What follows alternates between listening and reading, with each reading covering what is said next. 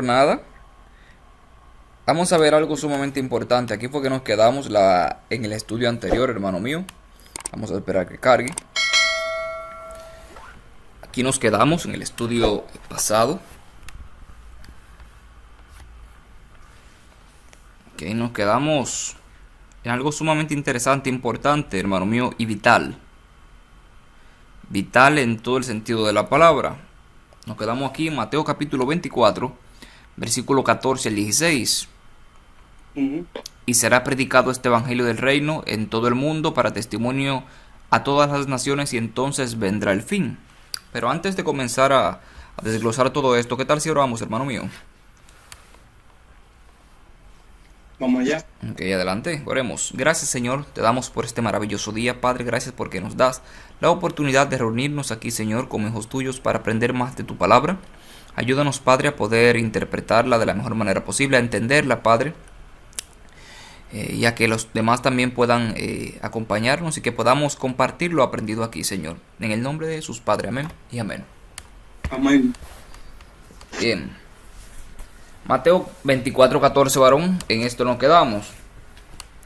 Y será Sí. predicado este evangelio del reino a todo el mundo y a todas las naciones, y entonces vendrá el fin. Interesante este apartado aquí. Un segundo. Ujú. Interesante este apartado aquí. Marcos no nos da mucha luz sobre esto, ni Lucas tampoco, pero sí nos da luz en lo siguiente. En verde nos dice Mateo 24: por tanto, cuando veáis en el lugar santo la abominación desoladora del cual habló el profeta Daniel,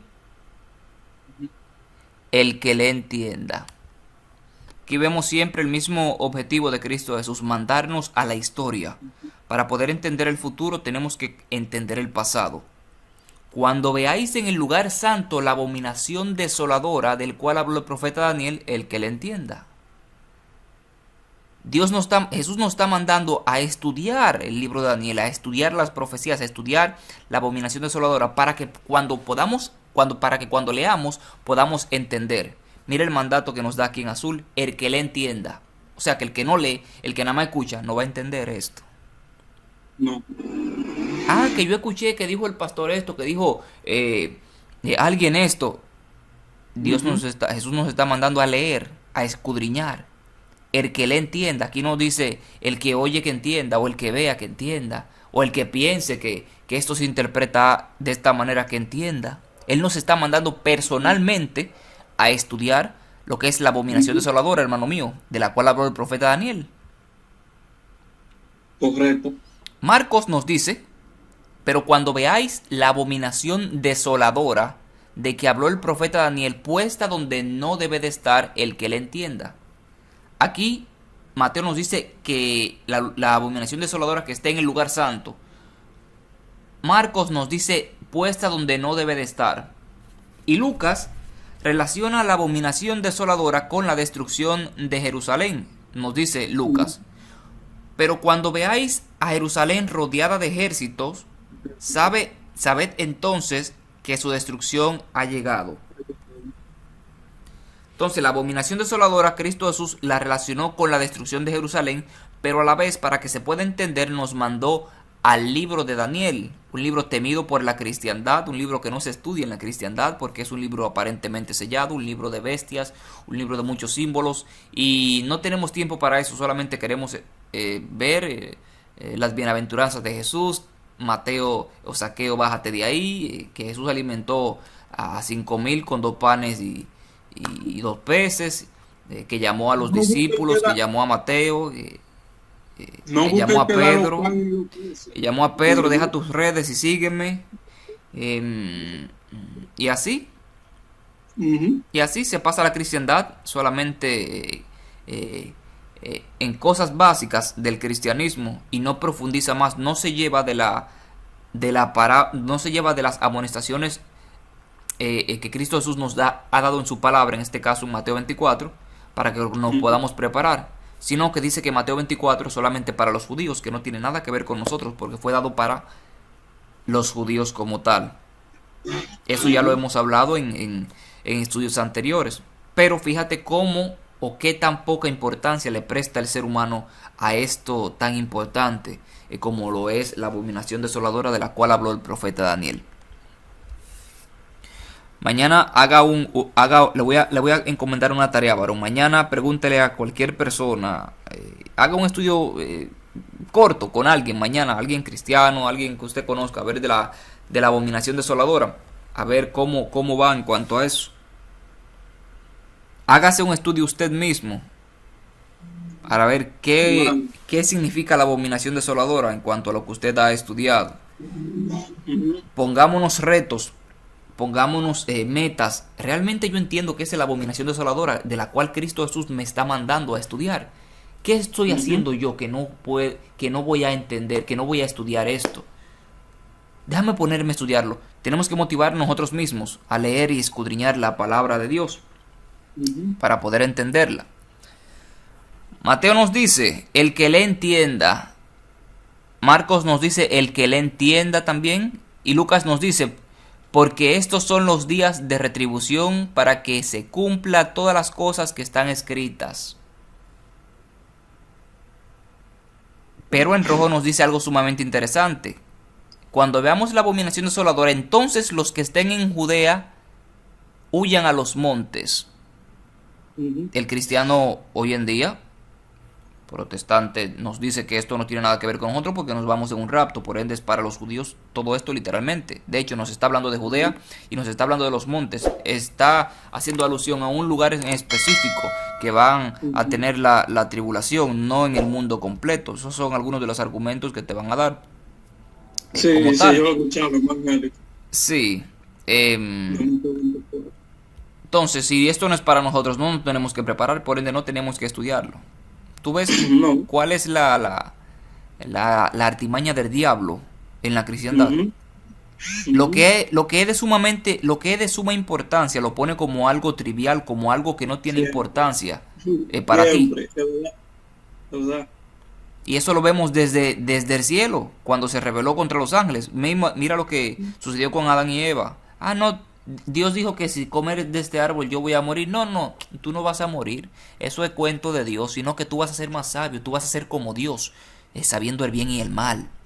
Lo que es de sumamente y lo que es de peligro mortal, Él lo pone como algo suave, como algo inofensivo para el ser humano. Pero lo que es de suma importancia para tu preparación como cristiano, Él lo oculta, lo maquilla lo más que se pueda para que tú como ser humano, como hijo de Dios, no te prepares. Satanás no quiere que nadie se prepare, sino que todos procedan a la destrucción eterna, a la destrucción total. Pero Cristo Jesús es todo lo contrario. Por eso nos da este capítulo para que nos preparemos. Sí. Marcos 13 nos dice, entonces los que estén en Judea huyan a los montes. Marcos es un poco más específico aquí. Mateo solamente nos dice que el que esté en Judea huya a los montes. Pero Marcos nos da un mandato más amplio. Nos dice, el que esté en la azotea no descienda a su casa, ni entre para tomar algo de su casa. Y el que esté en el campo no vuelva para atrás a tomar su capa. O sea, Marcos es más específico en cuanto a este mandato. Lucas también le sigue la temática y nos dice, entonces los que estén en Judea huyan a los montes, y los que estén en medio de ella váyanse. Y los que estén en los montes, en los campos, no entren en ella. Ahora bien, todo esto está relacionado a la abominación desoladora como tal. Todo esto depende de la abominación desoladora. Pero yo me pregunto, ¿qué es la abominación desoladora como tal? De la cual habló el profeta Daniel. Ahora en el presente. Yo digo, ¿qué es la abominación desoladora? No en el presente, sino en el contexto que Cristo lo dijo. Y en el contexto que Daniel también lo dijo. No sé si usted ha estudiado ese tema. Yo he estudiado un poco. Dicen, por ejemplo, la abominación desoladora era Roma, los estandartes de Roma, los soldados romanos Okay. que rodearon a Jerusalén Y los cristianos, cuando vieron la abominación desoladora, que vieron la señal, que había una bandera que plantaron los romanos, ¿verdad? Ajá. Esa era la señal para los cristianos, según lo que he estudiado, para los cristianos que salieran de ahí, los que conocían, los que temían al Señor, los que conocían a Cristo, los que aceptaron a Cristo y aceptaron estas palabras. Cuando ellos vieron la abominación desoladora, que era como la señal de Roma, puesta en Jerusalén, ellos huyeron. Y después de ahí fue que vino Roma y rodeó a Jerusalén. Ok. Yo sabía. Perfecto, perfecto. Estamos bien ahí, estamos bien ahí. Vamos a hacer un poco de etimología, hermano mío, de la palabra abominación desoladora, a ver qué es lo que significa esto. La abominación desoladora se manifiesta 5 veces, o se menciona 5 veces, en este caso en Daniel capítulo 9, versículo 27, capítulo 11, versículo 31, capítulo 12, versículo 11, Mateo 24, 15, Marcos 13, 14. En hebreo presenta leves variaciones, pero en las 3 referencias de Daniel corresponde a las formas shikyud, que significa abominación, y shamen, estar desolado, horrorizado. La abominación desoladora es una acción o un objeto o una persona que hace que los adoradores abandonen el templo. La palabra griega de este texto son similares a las que se emplea en Daniel. En la versión de la Septuaginta, como tal, entre los judíos con frecuencia se denominaba abominación a un ídolo o a algún otro símbolo pagano. Primera de Reyes 11.5, Primera de Reyes 11.7, Segunda de Reyes 23.13, etc. O también a alguna cosa que resultaba ofensiva desde el punto de vista religioso. Éxodo 8.26, Génesis 43.32, Génesis 46.34, etcétera, etcétera. Eso es lo que significa. Por ejemplo, hombre con hombre, eso era un acto abominable delante de Jehová. Exacto. Sigue. Exactamente. Mi hermana Jessie está por aquí, bienvenida. Jessie, hable por primera vez. Diga algo ahí, hola. Jessie. Siempre está calladita por ahí. Siempre está callada, pero como quiera, bienvenida. Un placer que estés por aquí con nosotros. Bien, hermano mío, ya vimos qué es la abominación desoladora como tal. Hicimos un poco de la etimología de la palabra, lo que significa. Claro está. Ahora vamos a ver dónde se encuentra la abominación desoladora como tal. En realidad se encuentra en Daniel capítulo 11, versículo 31. Pero es el mismo contexto en cuanto a esto. Usted verá por qué. La abominación desoladora de la cual habló el profeta Daniel está más explícita en Daniel capítulo 9, versículo 20 al 27.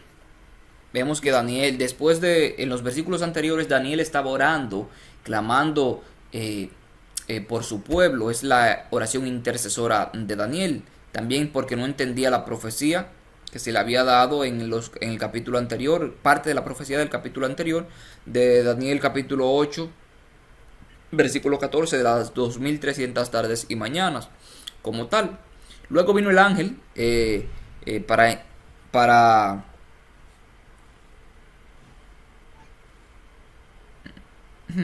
Está bien, Jesse, no te preocupes, lo importante es que está aquí. El ángel entonces vino después de un tiempo a darle la interpretación correcta de las 70 semanas a Daniel. Nos dice, versículo 23, al principio de tus ruegos fue dada la orden, y yo he venido para enseñártela, porque tú eres muy amado. Entiende pues la orden y entiende la visión.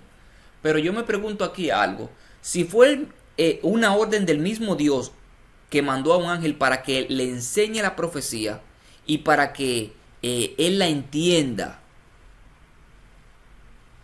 y entienda la visión también. ¿Cómo es que hoy en día no se entiende esta profecía? ¿Cómo es que es la profecía más mal interpretada de la Biblia completa? Si es un mandato del mismo Dios. Para que se entienda, no fue ni para que Daniel se ponga a pensar, ni a buscar alegorías, ni nada por el estilo. Fue una profecía para que se entienda. Y el ángel se la dio porque Daniel la iba a entender. Entiende pues la orden y entiende la visión. Es algo que se puede entender. No sé cómo en el cristianismo hoy en día se dice que eso no se puede entender porque esto es un libro sellado, un libro que no tiene nada que ver con Cristo. Muchas veces han dicho que eso es profecía y hay que hablar del amor de Cristo. Pero mira lo que nos dice el ángel aquí. Al principio de tus ruegos fue dada la orden y yo he venido para enseñártela porque tú eres muy amado. Entonces esto también se trata del amor. Por amor a Daniel fue que Dios mandó la profecía. Asimismo, por amor a nosotros es que Dios manda cada una de las profecías bíblicas hoy en día para que la podamos entender y para que no tengamos excusas y para que nos podamos preparar así como Daniel se iba a preparar de ahora en adelante cuando entendiese la profecía. No sé si van conmigo los muchachos. Sí, varón, como hay. Perfecto, entonces vamos a comenzar con la lectura de las 70 semanas. Se encuentra en Daniel 9 del versículo 20 al 27. Nos dice: 70 semanas están determinadas sobre tu pueblo y sobre tu santa ciudad. Fíjense, son 70 semanas sin una pausa como tal. Son 70 semanas así como está escrito. Esta fue la verdadera interpretación que se le dio a Daniel. 70 semanas corridas. No 69 semanas, me paro en la última semana hasta que Cristo venga. No. Aquí nos dice 70 semanas están determinadas para tu pueblo y sobre tu santa ciudad. Eso es algo muy importante que tenemos que tener en cuenta, porque eso lo vamos a ver un poco más adelante. 70 semanas están determinadas sobre tu pueblo y sobre tu santa ciudad. ¿Para qué? Para terminar la prevaricación, para poner fin al pecado y expiar la iniquidad, para traer la justicia perdurable y sellar la visión y la profecía y ungir al santo de los santos. Esta es la interpretación o el por qué son 70 semanas para el pueblo judío como tal. Ahora bien, ese es el propósito de las 70 semanas. Ahora bien, comienza el primer periodo. Versículo 25. Sabe pues y entiende que desde la salida de la orden para restaurar y edificar Jerusalén habrá hasta el Mesías príncipe, habrá 7 semanas y 62 semanas. Se volverá a edificar la plaza y el muro en tiempos angustiosos.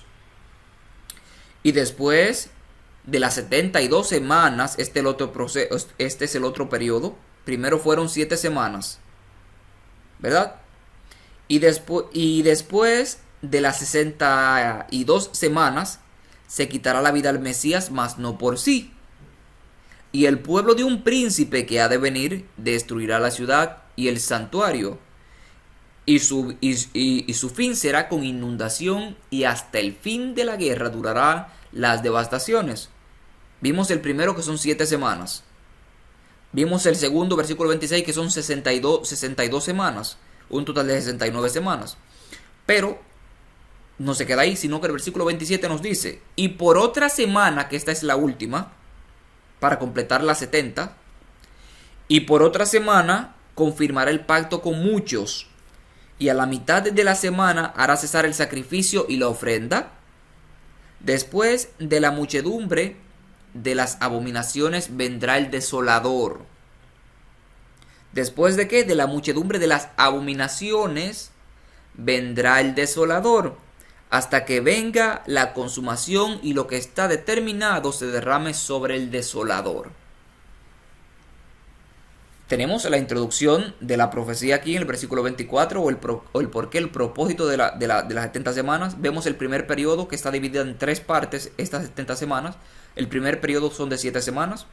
Versículo 26 es un periodo de 62 semanas, hace un total de 69 semanas, y el versículo 27 contiene la última semana, que es la semana 70 como tal. Vimos que se puede entender la profecía porque fue dada por Dios. No fue que Daniel se la inventó, ni que soñó, ni nada por el estilo. Fue Dios que la mandó directamente, esta interpretación, con un ángel, para que la entienda y porque se podía entender. Pero si la profecía se puede entender, ¿por qué los comentarios nos dicen de la siguiente manera?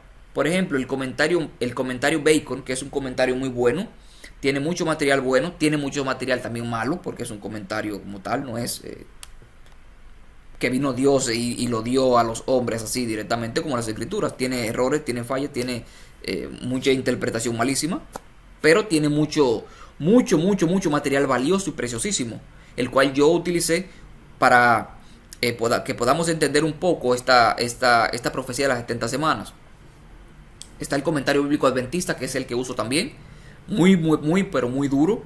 Está un comentario católico que se llama Comentario del Mundo Hispano, como tal. Ese comentario también tiene mucha cosa buena, tiene cosas terribles también. Este comentario es el comentario Bacon, es un comentario evangélico, tiene mucha tela que cortar. Fue escrito por más de 40 eruditos evangélicos, tiene mucha parte buena, por eso lo escogí en cuanto a esto. Bien, las 70 semanas, nos dice el comentario, las 70 semanas de Daniel han sido la roca contra la cual se han estrellado una serie interminable de sistemas de interpretación. Tal vez no haya en la escritura un tema que haya ocasionado mayor diversidad de opiniones. Pero aquí es que yo me pregunto, si fue el mismo Dios que lo mandó a esta interpretación mediante un ángel a Daniel para que la entienda, porque es muy amado, ¿cómo es que hoy en día hay tantos sistemas de interpretación para esta profecía?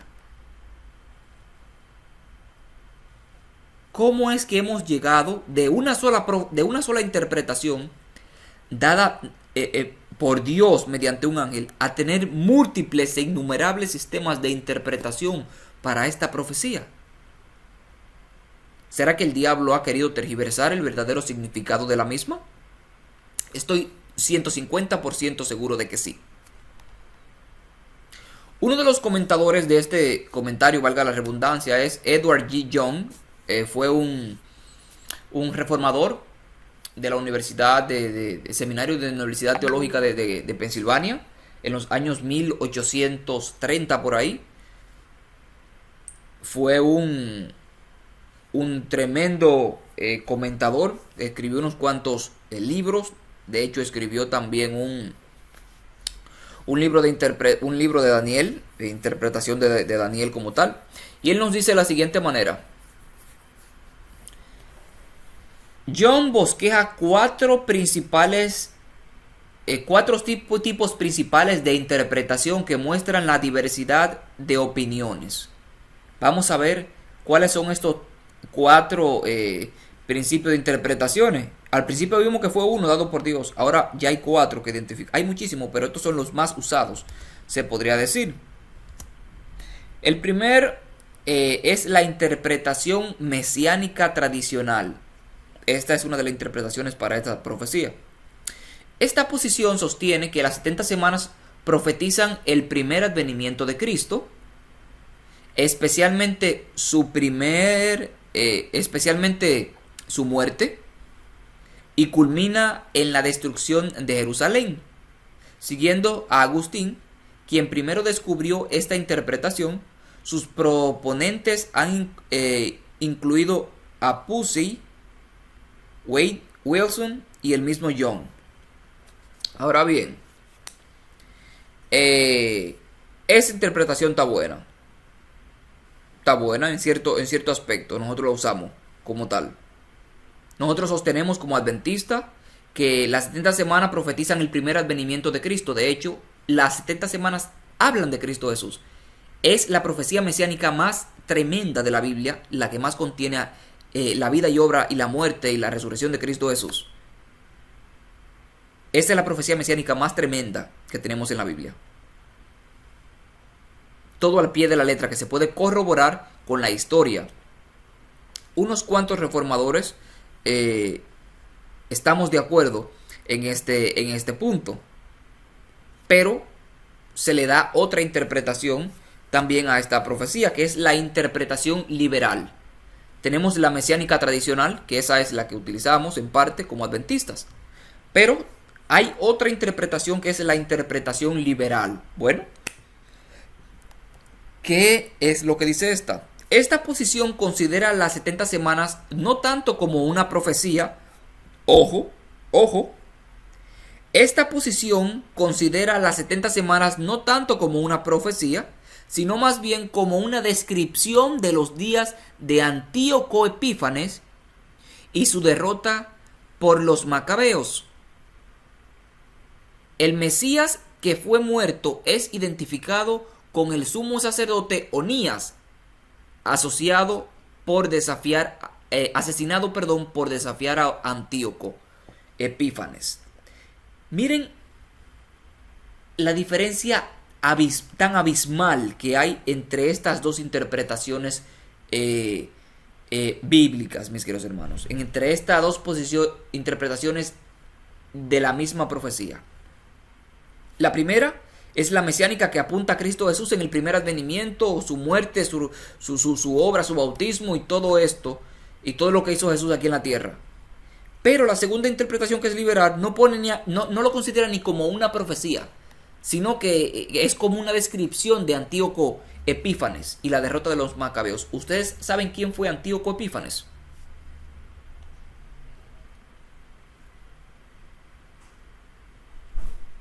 ¿De luego me escuchan? No sé quién es ese. Antíoco Epífanes fue un gobernador, el cual hoy en día en la gran vasta mayoría de la cristiandad y el catolicismo se considera como el anticristo que ya vino, el cual apuntaba esta profecía y el cual iba a traer la abominación desoladora como tal. Vimos que en la última semana de las 70 es que iba a venir el desolador como tal. Eso tendría que ser después de la muerte de Jesús hasta la destrucción de Jerusalén, entre el año 34 hasta el año 70.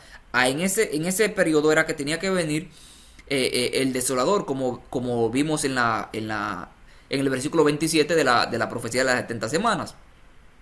Pero acontece que Antíoco Epífanes fue un hombre, un rey, que nació en el 275 antes de Cristo.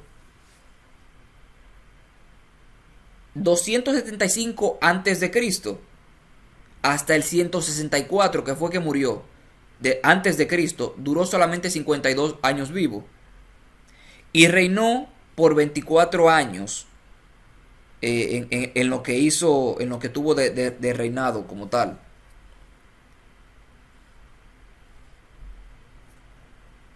Haciendo unos cálculos, este hombre llegó a existir alrededor de 200, comparándolo desde que él nació hasta la destrucción de Jerusalén, existe un parámetro de 234 años de diferencia entre el cumplimiento literal de la profecía como tal, tradicional mesiánica, y la interpretación liberal que apunta a Antíoco Epífanes como el centro de la profecía y hace de ella la descripción de lo que él hizo como tal. Estamos hablando de un periodo de 234 años de diferencia en la profecía. Por eso no se interpreta como profecía, porque no cuadra ninguno de los números. No cuadra tampoco la vida y obra de Antíoco Epífanes, ni tampoco cuadran con las hazañas que iba a hacer cuando venga el destructor como tal.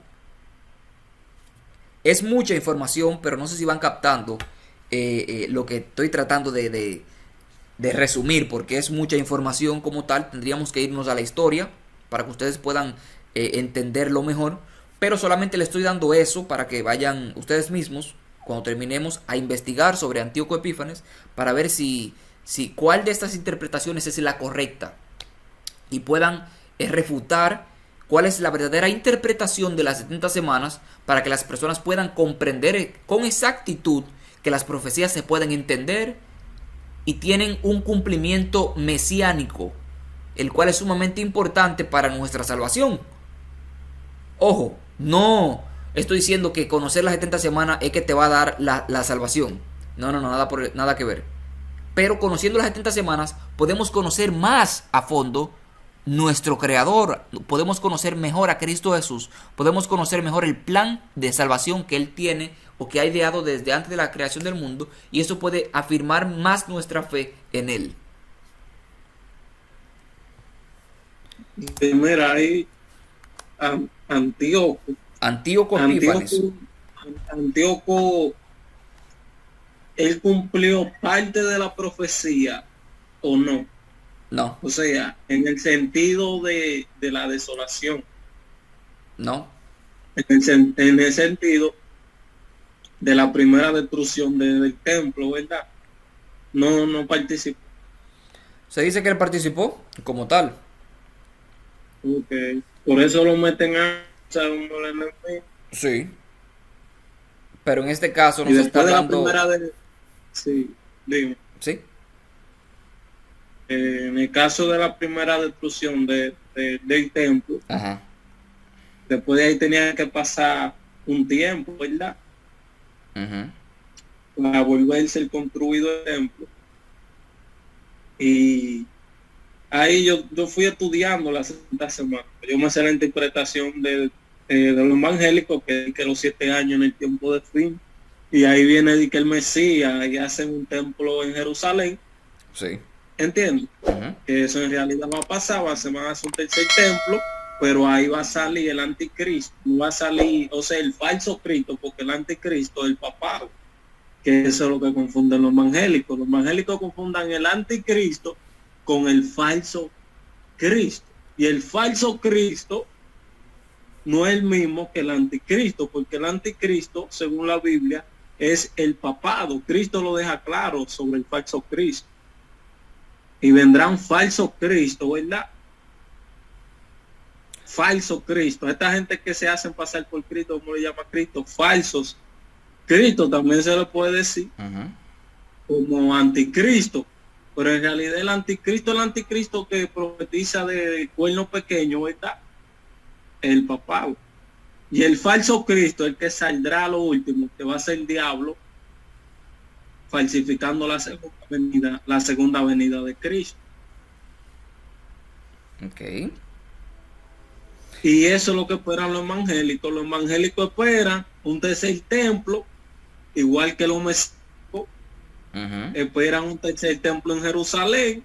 Esperan que de ese templo, después que ellos hagan ese templo, tú sabes que eso es sagrado para ellos, venga un Mesías, ¿verdad? Ese Mesías ellos lo van a, ese Mesías ellos lo van a esperar con la mano abierta. Los evangélicos también van a esperar ese Mesías con la mano abierta, también mucho. Sí.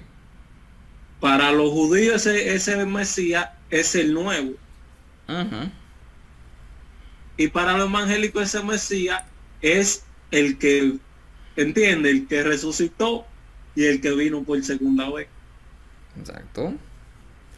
Entonces va a haber 2 palos en una sola, de un solo tiro, no dicen ahí, 2 palomas de un solo tiro. Todas esas interpretaciones las vamos a ir desglosando en esto de las 70 semanas para que podamos entenderla, porque es un tema bastante amplio, es un tema vital. Porque todas las malas interpretaciones de toda la profecía proviene de una mala interpretación de las 70 semanas como tal. Vimos 2 interpretaciones que son diametralmente distintas y opuestas y se contradicen una a la otra. Una la consideran como profecía, la otra ni como profecía la consideran. Porque no tuvo cumplimiento ni encaja en nada en cuanto a la Biblia, sino que se toma como una descripción de los días de Antíoco Epífanes. No lo toma ni como un cumplimiento de nada, sino como una descripción de los días de Antíoco Epífanes, de lo que hizo este señor. Vamos a proseguir, vamos a seguir. La interpretación de la iglesia cristiana. Ahora bien, esta es la otra. En esta, el número 7 se interpreta no como semanas exactas de años, sino más bien como un número simbólico que abarca el periodo entre el edicto de Ciro para repatriar a los judíos, pasando por el primer advenimiento, la muerte y la muerte del Mesías, hasta el tiempo del anticristo y su destrucción en el tiempo de la consumación, varón. Esta fue parte de la interpretación que usted me acaba de dar, hermano mío, que se toma no de manera literal, sino como manera simbólica, que abarca desde el edicto de Ciro para repatriar a los judíos hasta pasar por el advenimiento de Cristo, la muerte del Mesías, hasta el tiempo del anticristo, cuando se siente allá en Jerusalén, y la destrucción del anticristo después de los 3 años y medio de reinado, en el tiempo de la consumación. Esta es la cosmovisión, se podría decir, o la interpretación protestante por siglos, se podría decir.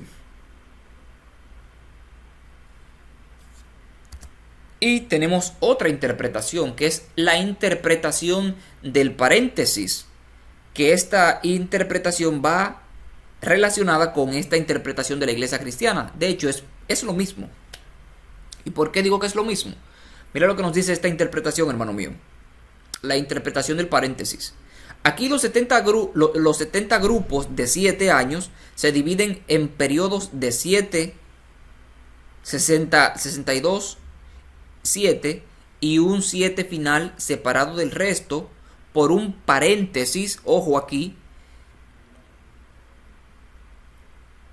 Aquí se toma literal los números como tal. Son 7 semanas de años, 62 semanas de años y una semana de año. Pero que esta última semana está separada del resto por un paréntesis. No sé de dónde sale este paréntesis. O hiato indefinido. Por un paréntesis o algo indefinido está separado esta última semana. Los 69.7 cubren el periodo hasta la primera venida y la muerte del Mesías y la destrucción de Jerusalén. El 7 final es el periodo del anticristo al final de la era. Esta misma interpretación es la misma que la de arriba. Es la misma. Y es la misma interpretación que usted me acaba de dar, hermano mío. O me acaba de explicar. Que existe en el mundo evangélico como tal. Pero el comentario nos sigue diciendo algo sumamente interesante. Todavía hay muchas más interpretaciones. Lo que pasa fue que no quise copiarla toda para no hacer algo tan extenso, ¿tú me entiendes? Y eso. Pero mira lo que nos sigue diciendo el comentario. Pero otros insisten. Otros, ¿cuáles son esos otros? Vamos a ver. Pero otros insisten. ¿Por qué no ponen el nombre? ¿De cuáles son los que insisten? Ustedes van a saber por qué. Pero otros insisten en que los años de las 70 semanas deben ser tomados mucho más literalmente. Pusey, que fue el que estuvo de acuerdo en la primera interpretación mesiánica tradicional, comienza a partir del año 457 a.C. Ojo, este señor que está aquí, que su nombre Pusey, o Pusey, fue un reformador de los años 1800 como tal. Antes de que existiera Ellen G. White, antes de que existiera el adventismo, antes de que existiera todo, ya este hombre había interpretado la profecía de las 70 semanas, comenzando desde el 457 antes de Cristo. Antes de que William Miller comenzara a interpretar o a estudiar la Biblia. William Miller nació en el año 1790 y algo. y este señor nació en 1800. Ya estaba interpretando todo esto, se podría decir. Pusey comienza a partir del año 457 a.C. Sus cálculos e interpretación de las 7 y 62 semanas equivalen a 483 años. 7 por 7 son 49 y 7 por 62 dan los otros números que abarcan un total de 483 años. Considera que esta fecha debe ser la de la primera autorización de Artajerjes Longámino a Esdras para retornar a Jerusalén. Este edicto, este decreto, que fue el correcto que se dio por Artajerjes, porque fue el que sirvió para restaurar y edificar a Jerusalén en tiempos angustiosos, se encuentra en Esdras capítulo 7, versículo del 13 en adelante. Pueden leer el capítulo 7 completo de Esdras para que vean un poco del contexto del mismo, pero en realidad el decreto comienza en el capítulo 7, versículo del 13 en adelante. Fue dado por Artajerjes Longámino. Esta es la posición que sostenemos como adventistas del séptimo día, de que comenzó en el año 457 a.C. Porque encaja perfectamente con la vida, el bautismo, la muerte y la resurrección de Cristo Jesús. Si yo le preguntara a ustedes, ¿cuándo murió Cristo Jesús? ¿O cuándo fue bautizado? Una de esas fechas. ¿Quién me podría decir?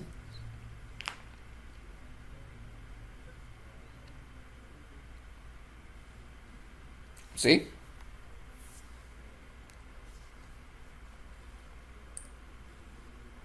¿Me escucha, hermano mío? Bueno, parece que no me escucha.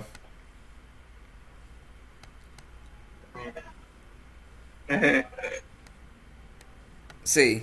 Sí, dice Jesse, sí. Habla Jesse. Ok, adelante, Jesse. ¿Cuándo fue Cristo Jesús bautizado o cuándo murió? Una de esas dos fechas.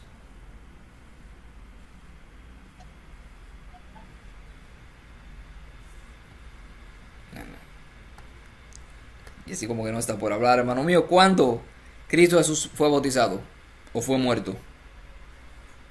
Pues muere todo en el madero. Sí.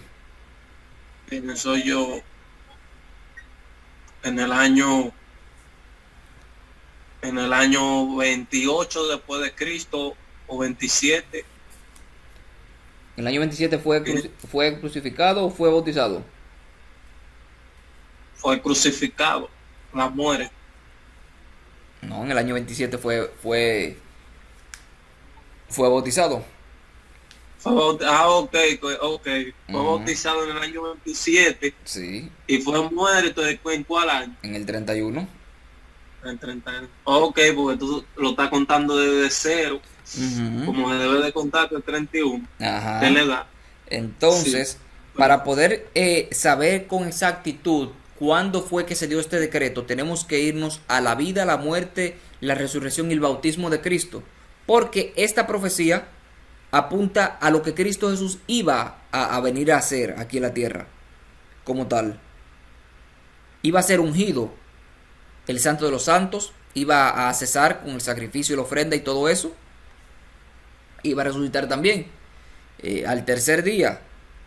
Y todo esto lo podemos corroborar con el conteo de la 457 a.C., porque da la fecha exacta de la profecía como tal. No hay contradicción cuando se toma desde el mismo decreto de Artajerjes en el 457 como tal. Encaja perfectamente en el ministerio de Cristo Jesús. No hay... Si comenzamos, por ejemplo, a contar desde el año 31 hasta el año 57, antes de Cristo, dan los 483 años que habla las 70 semanas por completo, sin dejar una semana aparte, sin dejar ni una semana aparte, sino cumpliendo todo el periodo de las 70 semanas.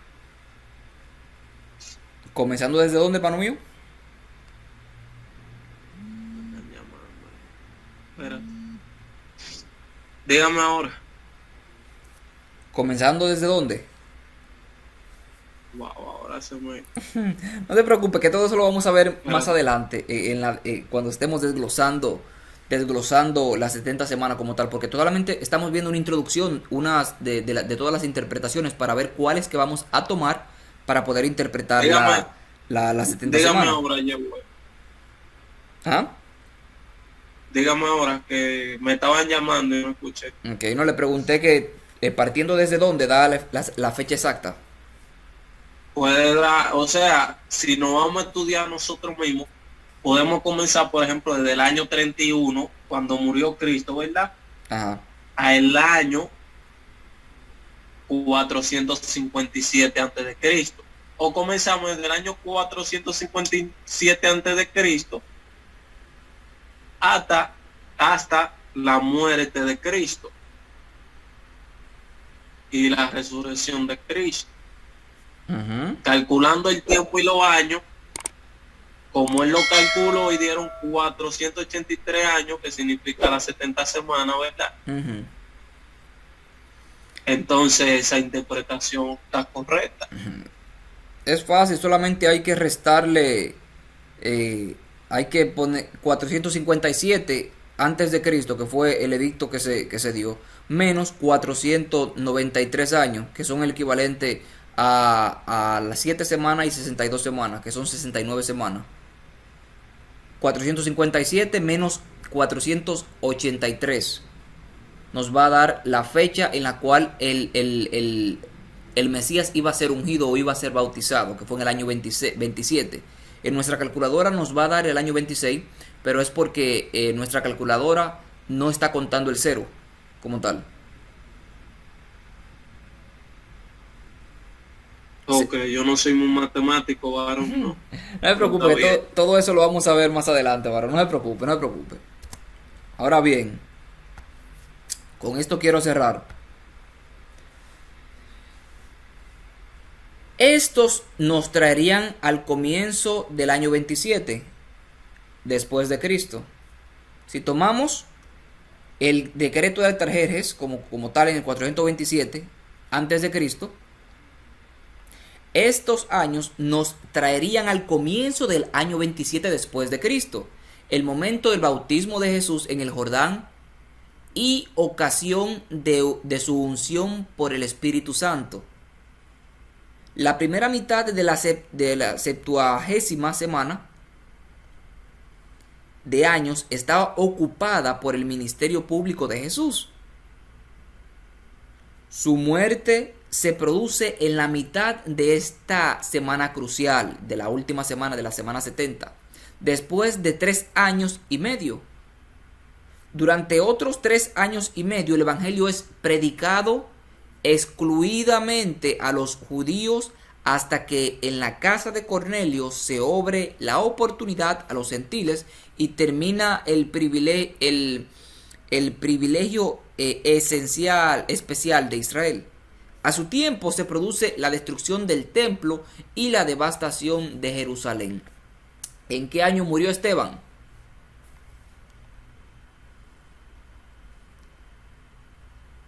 Vamos a ver, ¿en qué año murió Esteban? ¿Qué año murió Esteban? Sí, Cristo murió en el año 31, ¿verdad? sí. Esteban, ¿cuántos años tenía cuando murió? No sé cuántos años tenía. Solamente sé que murió en el año 34 después de Cristo, después de la muerte de Jesús. 3 años y medio 4 años. 3 años y después medio. de la muerte de Jesús, Sí. se cumplió las 70 semanas como tal. Y el Evangelio fue predicado a los gentiles. ¿De parte de quién? De los apóstoles. De parte de los apóstoles, pero especialmente de quién. ¿Quién fue que abrió ese campo, se puede decir, del Evangelio? Un gentil. Un gentil. ¿Quién? Cornelio. No, Cornelio. No. No. O Esteban. con la muerte de Esteban, el que se convirtió fue Saulo de Tarso, en este Pablo. caso Pablo, Sí, Pablo, sí. el cual fue el propulsor, se podría decir, del Evangelio a los gentiles y a los judíos también. Sí, Entonces, si así también es. tomamos la fecha exacta de cuándo fue que murió Esteban, nos vamos a dar cuenta que fue en el año 34, cumpliendo exactamente las 70 semanas con la muerte de Esteban. Eso lo podemos encontrar en Hebreos, Hechos capítulo 6, creo que es donde está la muerte de Esteban, como tal, y lo pueden corroborar con la historia, y así, mis queridos hermanos.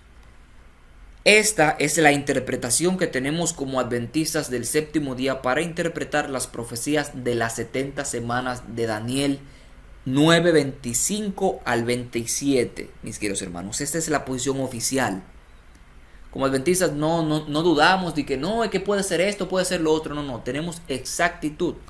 Porque es algo Ujú, obvio que se puede corroborar con la historia. Es algo que se puede entender porque es algo dado por Dios. Esa interpretación fue dada por Dios ujú. mediante el ángel a su amado siervo Daniel.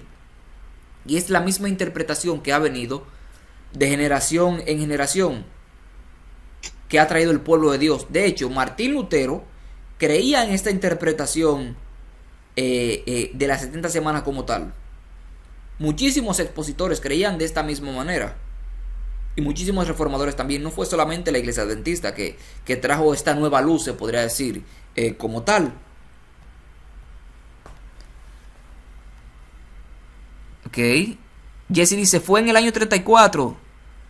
Hermano, disculpe que no hablo. Es que el problema es mi micrófono. Mi cel ya está descontinuado y lo he reparado en distintas ocasiones. El tema está muy interesante. Dios lo bendiga. Gracias, gracias, Jesse. No te preocupes. Se entiende la situación, pero lo importante es que estás comentando y estás participando del estudio como tal. Gracias. Entonces, ¿cómo vamos hasta aquí, hermano mío? ¿Cómo vamos hasta aquí, Jesse? Es mucho material, es extenso como tal, se toma un poco de tiempo, pero todo lo bueno toma tiempo. Todo lo que se tiene que entender al paso toma tiempo.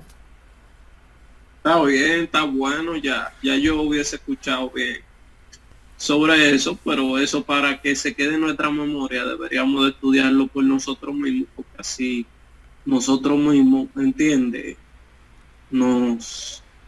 O sea, cogemos nuestra luchita también Exacto. y esa luchita nos sirve de que se nos guarde de eso, ¿está entendiendo? Exactamente, hermano mío, de eso se trata.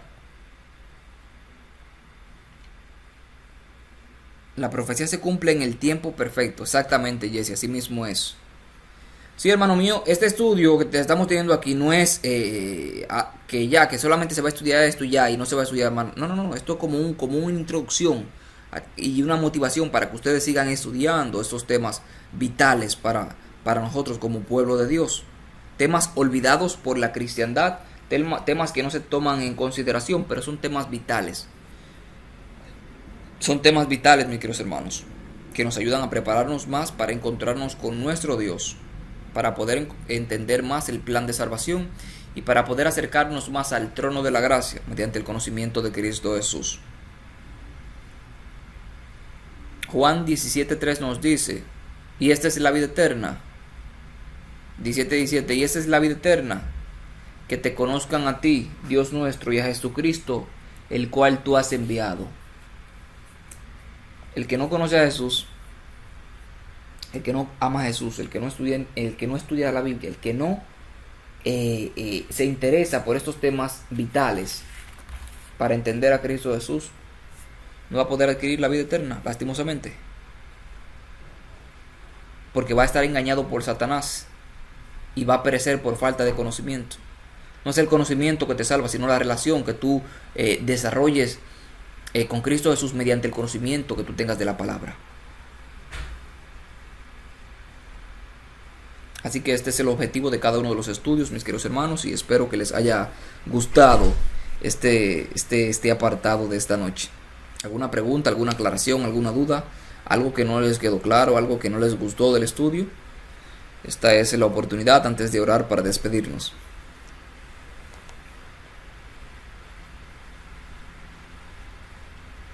Eso está bien así, varón, eso está perfecto, porque si eso es el que tiene duda nada más, si yo tengo una duda, yo nada más tengo que estudiar y calcular el tiempo exacto y todo, ¿entiendes? y a la luz de la palabra y de oración, y Dios me va a hacer ver con esa actitud. Ya, por ejemplo, yo hubiese visto este estudio hace varios meses, hace como 3 meses. Okay. Lo vi con Logo TV, con muy duro, Esteban muy duro. y con otra persona, pero a diferencia de ahora, es que ahora yo lo estoy estudiando, lo estoy leyendo, ¿está entendiendo? Exacto. No que lo estoy escuchando. Aunque lo estoy escuchando también, pero lo estoy leyendo por mí mismo. Y Exacto. tratando de hacer cálculo, aunque soy malo. Pero Lo que tiene que, para que se nos haga más fácil la profecía, porque todas las profecías son cristocéntricas, esto es un principio básico para estudiar profecía. Las profecías son cristocéntricas, las profecías se basan en Cristo Jesús. Todas las profecías tienen que ver con Cristo Jesús, todas en la Biblia. ¿Recuerdan cuando iban los 2 discípulos de camino al Maús? Que dice que Jesús se le apareció y comenzando desde los profetas, y pasando por la ley de Moisés, pasando por los salmos, les expuso todo lo que los profetas y las profecías decían de él. Toda la profecía, toda la Biblia es cristocéntrica. Toda la Biblia tiene que entenderse a la luz de Jesús. Cuando se saca a Jesús de una profecía, no se entiende. Vimos la interpretación B, que pone a Antíoco Epífanes como el centro de la profecía y por ende hace solamente una descripción como una biografía de Antíoco Epífanes. Por ende no se toma ni como profecía, porque se saca a Jesús totalmente y se pone a un hombre pecador, un asesino, en una profecía mesiánica, en una profecía cristocéntrica, y por eso hay tantas opiniones diferentes en cuanto a estos temas de proféticos. Y eso que todavía no hemos comenzado a desglosar las 70 semanas. Estamos solamente viendo principios de interpretación para que el martes arranquemos con la interpretación de las 70 semanas.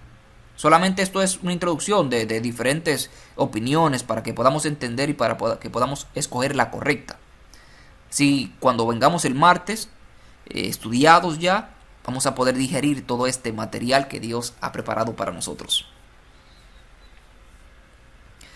Dice Jesse, está muy claro, hermano, usted sabe mucho. ¿Qué va, Jesse? Lo único que sabe es Cristo Jesús. Todos estamos aprendiendo aquí, todos estamos en la misma, pero gracias como quiera de igual manera. Todos somos aprendices aquí. Yo en primer lugar. Y nada, mis queridos hermanos, gracias por asistir, gracias por compartir un poco conmigo aquí este estudio. Vamos a orar, vamos a pedir dirección de Dios para que Él siga ayudándonos a entender más cada día su palabra y para que siga mandando a ángeles o al Espíritu Santo a que nos ayude, así como ayudó a Daniel a entender cualquier parte de la Biblia, porque si lo hizo con Daniel también lo puede hacer con nosotros hoy en día, mis queridos hermanos. Así que vamos a orar. Hermano José, ¿le gustaría acompañarnos con una oración? Vamos allá, inclinemos nuestro rostro ahí mismo. Padre nuestro que estás en los cielos, santificado sea tu nombre, todopoderoso. Gracias por permitirnos estar en este día, en esta noche, en nuestro hogar, donde estamos, aprendiendo de tu palabra, todopoderoso. Gracias por la gran sabiduría que le da a tu pueblo a bendita del séptimo día y a lo que valoramos la profecía y la escritura, especialmente a mi hermano Yehuel también por usarlo tan grandemente, aunque no lo merecemos. Gracias por de tu amor, aunque no lo merecemos, de tu sabiduría, inteligencia y dones espirituales, poderosos. Te pedimos por favor, con esa gana, ese deseo, ese amor, esa pasión, para poder escudriñar las escrituras, todopoderoso, escudriñar la profecía que hablan tan lindo de ti y que exaltan tu nombre y también dan testimonio de ti, todopoderoso. Danos sabiduría, fe y fortaleza para permanecer firmes. Prepáranos para este tiempo que viene de angustia, Padre. Ayúdanos a mantenernos envueltos y enfocados en ti. Ayúdanos a no mirar ni a la izquierda ni a la derecha, por favor, y que esta palabra quede sembrada en nuestro corazón y den fruto en el nombre poderoso de Jesús. Amén, amén y amén. Amén. Amén, hermano mío, gracias por esa tremenda oración. Hermano mío, muchas gracias a ti y a Jesse también por acompañarnos. Pasen buenas noches y los esperamos el martes con la ayuda de Dios. Estudien, pidan oración, pidan en oración, y Dios va a derramar sabiduría en nuestra mente y corazón para entender su palabra. Pasen buenas noches y que el Señor los bendiga. Maranata, Cristo viene pronto. Cristo viene pronto. Amén.